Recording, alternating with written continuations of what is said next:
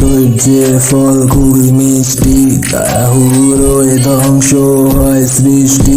বৃষ্টি মরশুমে মন হয় গম্ভীর, আর আমরা খেতে চাই কেন ক্রিস্পি। ভগবানকে প্রসন্ন করে প্রাপ্ত মহাশক্তিশালী দিব্য দৃষ্টি। দু চোখ বন্ধ, তৃতীয় চোখ খোলা, কল্পনার কলম দিয়ে আমি এই গান লিখছি। পৃথিবী কি আমার সাথে কল্পনা সাগরে, এই জন্মে আমি মুক্তি পাবো যে পুনর্জন্ম ফিরে পাই ভরা শ্রাবণে।